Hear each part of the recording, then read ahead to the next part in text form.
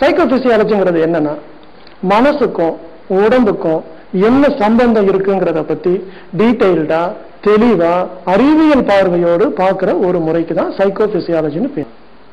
உளவியல் மற்றும் உடலியங்கியல் இந்த இரு மருத்துவ பிரிவையும் இணைத்து தொடங்கப்பட்ட சைக்கோபிசியாலஜி, இந்த சைக்கோபிசியாலஜி என்ற மருத்துவ பிரிவில் சிறப்பு பட்டம் பெற்று பணியாற்றும் டாக்டர் செம்மல் அவர்களை சந்திக்கவிருக்கிறோம். நேர்கள் சார்பில் வரவேற்கிறோம். வணக்கம். இப்போ உளவியல் தெரியும், உடலியங்கியல் தெரியும், அது என்ன சைக்கோபிசியாலஜி கொஞ்சம் சொல்லுங்களேன். இயல் அப்படின்னா ஒரு வகையான கல்வின்னு அர்த்தம். உளவியல்னா உளவு பிளஸ் இயல், நம்மளுடைய மனசை பற்றிய அறிவு. உடல் இயங்கியல்னா நம்ம உடல் எவ்வாறு இயங்குகிறதுன்னு பாக்குறது. ஸோ சைக்கோபிசியாலஜிங்கிற ஒரு ஃபீல்டு கடந்த ஒரு 10-15 வருஷமா வெளிநாடுகள்ல பிரபலமா ஆகிட்டு வருது.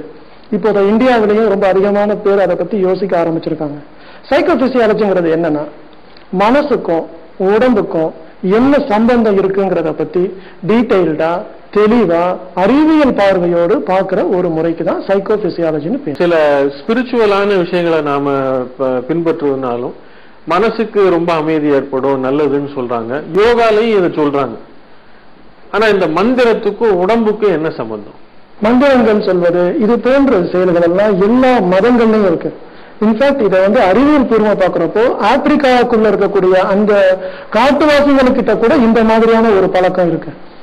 இதை அறிவியல் பூர்வமா நம்ம பார்க்கணும்னா, நம்மளுடைய மூளை, நம்மளுடைய இதயம், நம்மளுடைய நுரையீரல், இந்த 3 பகுதியையும் பல வகையான நரம்பு மண்டலத்தால் அவைகள் இணைக்கப்பட்டுள்ளன.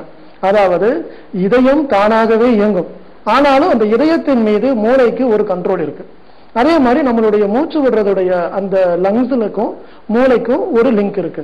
ஸோ இப்ப என்ன அறிவியல் பூர்வமா சொல்றாங்கன்னா, ஒரு மனுஷன் ஒரு நிமிஷத்துக்கு 6 வாட்டி சுவாசிக்கிறது. அதாவது 6னா 10 செகண்டா பிரிச்சோம்னா 6 முறை. ஸோ ஒரு 10 செகண்டுக்கு ஒரு வாட்டி சுவாசிக்கணும். ஸோ காற்றை உள் இழுத்து வெளிவிடுறது. இந்த மாதிரியான ஒரு எக்ஸசைஸ் செய்யும் பொழுது இந்த இன்டகிரேஷன் ஆஃப் த சிஸ்டம், இந்த பிரெயினுக்கும் இதயத்துக்கும் நுரையீரலுக்கும் நடுவில் இருக்கக்கூடிய அந்த இன்டகிரேஷன் இன்னும் தெளிவா இருக்கும், அழகான முறையில இருக்குங்கிறது அறிவியல் கண்டுபிடிப்பு. இதை நம்மளுடைய முன்னோர்கள் பல ஆயிரம் வருஷங்களுக்கு முன்பே அறிஞ்சிருக்கிறாங்க. அதுதான் அவங்களுடைய ஞானம்னு சொல்லுவோம். அவங்க அதை எப்படி புரிஞ்சாங்கன்னு தெரியல. ஆனா இந்த மாதிரி ஸ்லோவா ரெஸ்பிரேஷன் பண்ணணும், நம்ம மூச்சு விடுறது ஸ்லோவா இருக்கணுங்கிறது அவங்க அறிந்த ஒரு விஷயம். இதை மக்களுக்கு சொல்லும் போது 10 செகண்டுக்கு ஒரு வாட்டி மூச்சு விடுங்க, 5 நிமிஷம் 5 செகண்ட் இழுங்க, 5 செகண்ட் விடுங்கன்னு சொன்னா மக்களுக்கு ஒன்றும் புரியாது. அந்த காலத்துல உங்ககிட்ட கிளாக்கோ வாட்சோ கிடையாது. அதனால தான் மந்திரங்கள் அப்படின்ற ஒரு கான்செப்ட் அவங்க ஏற்படுத்தியிருக்காங்க. இந்த மந்திரங்களை ஃபார் எக்ஸாம்பிள் ஓம்னு நீங்க எடுத்துக்கிட்டீங்கன்னா அதை சரியான முறையில் நீங்க உச்சரிக்கும் பொழுது 10 செகண்ட் வரும். இதே மாதிரி முஸ்லீம்கள் சொல்லும் பொழுது லா இலாஹ இல்லல்லா அப்படின்னு சொல்லுவாங்க, அதுவும் 10 செகண்ட் வரும். அல்டிமேட்டா எல்லா மதங்களையும் சொல்றக்கூடிய இந்த மந்திரங்களை நாம பல முறை உச்சரிக்கணும். இதற்காக ஒரு பயன்படும் பொருளாகத்தான் நம்ம தஸ்பீஹ்னு சொல்லுவோம். இந்த ஒரு 100 உதிராட்ச கொட்டைகள் மாதிரி இருக்கும். அதை நம்மளுடைய நீங்க பாத்தீங்கன்னா பல மதங்கள்லயும் அவங்களுடைய விரல்களுக்கு நடுவில் வச்சு 1 2 3ன்னு பொறுமையா நிதானமா மெடிடேஷன் பண்றப்போ அதை நகர்த்துவாங்க. இந்த மாதிரியான மந்திரங்களை சொல்லும் பொழுது உங்க ரெஸ்பிரேஷன் ஆட்டோமேட்டிக்கா நான் சொன்ன மாதிரி 1 நிமிஷத்துக்கு 6 வாட்டிங்கிறதுல போயிருது. இதனால உங்களுடைய இதயம், உங்களுடைய மூளை, உங்களுடைய நுரையீரல் இவற்றுக்கு ஒரு நல்ல தன்மை ஏற்படுகிறது. இதுதான் நம்மளுடைய அதிசயமான சில விஷயங்கள். சைக்கோபிசியாலஜின்னு போகும்பொழுது இந்த ரிசர்ச் பண்றவங்க நிறைய பேர் கடவுள் நம்பிக்கை இல்லாதவங்க தான். ஏன்னா இது இஸ்ரேல், ஸ்வீடன் இந்த மாதிரியான நாடுகள்ல தான் இதை பத்தி அதிகமா செய்யறாங்க. அவங்க நம்மளுடைய எந்த யோகா இதை பற்றி எந்த ஒரு ஞானமும் இல்லாம அவங்க ரிசர்ச் பண்ணி சொல்லக்கூடிய உண்மைகளை நம்மளுடைய இந்தியாவில் இருக்கக்கூடிய நாம அந்த ரிப்போர்ட்ஸை நம்ம பார்க்கும் பொழுது நமக்கு பெருமையாகவும் இருக்கு, ஆச்சரியமாகவும் இருக்குங்க. என்னைக்குமே நம்மளுடைய பழக்கம் என்னன்னா முன்காலத்துல உள்ளதையும் இக்காலத்துல உள்ளதையும் ஒப்பிட்டு பார்ப்போம். இப்போ முன்காலத்துல உள்ள சிந்தனைகளுக்கும் இக்காலத்துல உள்ள மருத்துவமனைகளுக்கும் நோயாளிகளுக்கும் என்ன சம்பந்தம் இருக்கு? நிச்சயமா இருக்கு. இந்த செய்திகளை நாம அறியணும்னா சைக்கோபிசியாலஜியோட உதவி நமக்கு தேவைப்படுது. சைக்கோபிசியாலஜி எக்ஸ்பெரிமெண்ட்ஸ்ல என்ன சொல்றாங்கன்னா, ஒரு நோயாளி மருத்துவமனையில உட்கார்ந்துருக்காங்க, அவங்களுக்கு ஒரு அறுவை சிகிச்சை செய்யறாங்கன்னு வச்சுக்கோங்க. அறுவை சிகிச்சை செஞ்சதுக்கு அப்புறம் போஸ்ட் ஆபரேட்டிவ் வார்டுன்னு ஒன்று இருக்கும். அதாவது சர்ஜரிக்கு அப்புறமா இருக்கக்கூடிய வார்டு. இந்த வார்டுல இருக்கக்கூடிய பேஷண்ட்ஸ்ல ஸ்வீடன்ல ஒரு ஸ்டடி பண்ணிருக்காங்க. என்ன பண்ணிருக்காங்கன்னா அந்த வார்டை 2 வகையா பிரிச்சு, ஒரு குரூப்ல வந்து சூரிய வெளிச்சம் நல்லா வரும் ரூமுக்குள்ள, இன்னொரு குரூப்ல வந்து சூரிய வெளிச்சம் வராது.